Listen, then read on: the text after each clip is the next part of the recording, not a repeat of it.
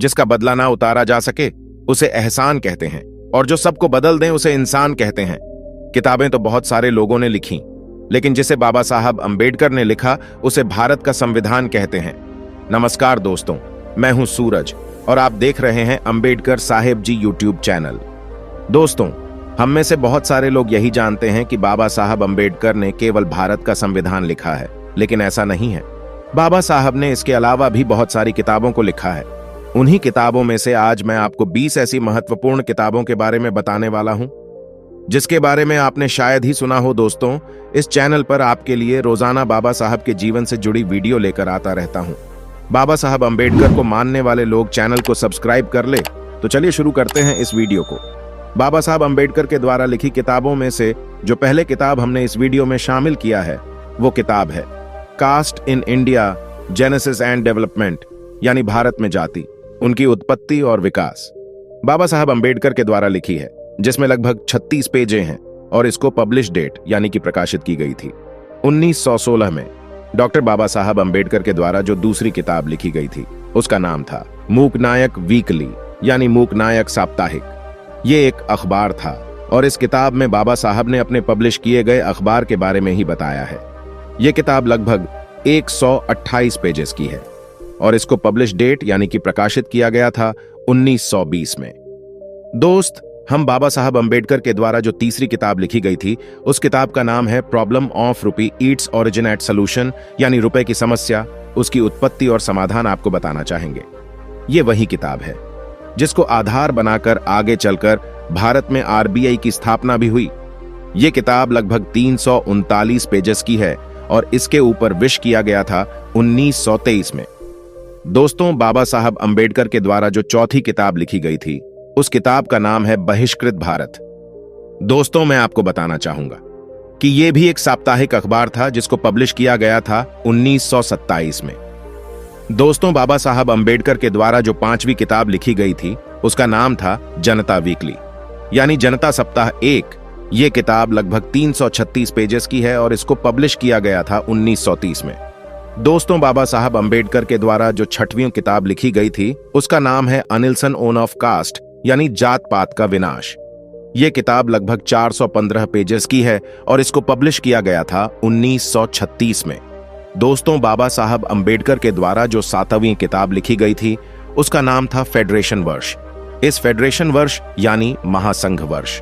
यह किताब लगभग 162 पेजेस की है और इसको पब्लिश किया गया था 1939 में।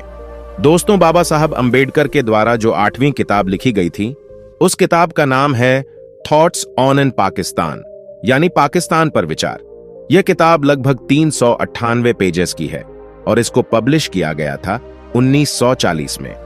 दोस्तों, बाबा साहब अंबेडकर के द्वारा जो 9वीं किताब लिखी गई थी उसका नाम था रानाडे, गांधी एंड जिन्ना। यहाँ पे रानाडे, गांधी और जिन्ना की जो कहानी थी उसके बारे में बताया गया था, उनके व्यवहार के बारे में बताया गया था। यह किताब लगभग 31 पेजेस की है और इसको पब्लिश किया गया था 1943 में। दोस्तों, बाबा साहब अंबेडकर के द्वारा जो 10वीं किताब लिखी गई थी उस किताब का नाम था mister Gandhi and on off untouchables, यानी गांधी एवं अछूतों की विमुक्ति। यह किताब लगभग 162 पेजेस की है। इसको पब्लिश किया गया था 1943 में। दोस्तों, बाबा साहब अंबेडकर के द्वारा जो 11वीं किताब लिखी गई थी उसका what Congress in Gandhi ji have done to the untouchables, यानी कांग्रेस और गांधी जी ने अछूतों के लिए क्या किया। यह किताब लगभग 412 पेजेस की है। इसको पब्लिश किया गया था 1945 में। दोस्तों, बाबा साहब अंबेडकर के द्वारा जो 12वीं किताब लिखी गई थी उसका नाम था पाकिस्तान, अर्थ पार्टीशन ऑन ऑफ इंडिया, यानी पाकिस्तान या भारत का विभाजन। यह किताब लगभग 471 पेजेस की है और इसको पब्लिश किया गया था 1945 में। दोस्तों, बाबा साहब अंबेडकर के द्वारा जो 13वीं किताब लिखी गई थी उस किताब का नाम था स्टेट एंड माइनॉरिटी जी, यानी राज्य और अल्पसंख्यक। यह किताब लगभग 66 पेजेस की है और इसको पब्लिश किया गया था 1947 में। दोस्तों, बाबा साहब अंबेडकर के द्वारा जो 14वीं किताब लिखी गई थी उसका नाम था हुवर दास उदास, यानी सूत्र कौन थे। जैसा कि हम सभी जानते हैं कि हमारे देश में पहले वर्ड व्यवस्था थी और जिसमें ब्राह्मण, क्षत्रिय, वैश्य, शूद्र ये 4 वार्ड थे, लेकिन इसमें से सुधर कौन है। बाबा साहब अंबेडकर ने किसी के बारे में इस किताब में बताया है। दोस्तों, बाबा साहब अंबेडकर के द्वारा जो 15वीं किताब लिखी गई थी उसका नाम था महाराष्ट्र ऐसा लिंग्विस्टिक प्रोविंस, यानी महाराष्ट्र भाषाई प्रांत। ये किताब लगभग 24 पेजेस की है और इसको पब्लिश किया गया था 1948 में। दोस्तों, अगली जो किताब बाबा साहब अंबेडकर के द्वारा लिखी गई थी उस किताब का नाम है अनटचेबल्स, अछूत यानी अछूत कौन थे भारत में, और इसको पब्लिश किया गया था 1948 में। दोस्तों, बाबा साहब अंबेडकर के द्वारा जो 17वीं किताब लिखी गई थी उसका नाम था बुद्धा और कार्ल मार्क्स, यानी बुद्ध या कार्ल मार्क्स। ये किताब लगभग 32 पेज की है और इसको पब्लिश किया गया था 1956 में। दोस्तों, बाबा साहब अंबेडकर के द्वारा जो 18वीं किताब लिखी गई थी उसका नाम था बुद्धा एंड इस धम्म, यानी बुद्ध और उनका धम्म। जैसा कि हम सभी जानते हैं कि बाबा साहब अंबेडकर बौद्ध धर्म को मानने वाले थे, तो उसी के बारे में इन्होंने जिक्र किया है। यह किताब भी लगभग 492 पेज जिसकी है और इसको पब्लिश किया गया था 1957 में। दोस्तों, में बाबा साहब अंबेडकर के द्वारा जो 19वीं किताब लिखी गई थी उसका नाम था राइडर्स इन हिंदुइज्म, यानी भारत में जो हिंदू धर्म है इसको चलाने वाले कौन से लोग हैं। यह किताब भी लगभग 494 पेजेस की है। इसको पब्लिश किया गया था सन 2018 में। दोस्तों, बाबा साहब अंबेडकर के द्वारा जो 20वीं किताब हमने इस वीडियो में शामिल किया है उसका नाम है मानु एंड धम्म, यानी मानु और सूत्र, यानी मन्नु और शूद्र कौन थे। इसके बारे में बाबा साहब अंबेडकर ने यहाँ पे जिक्र किया है। यह किताब लगभग 31 पेजेस की है।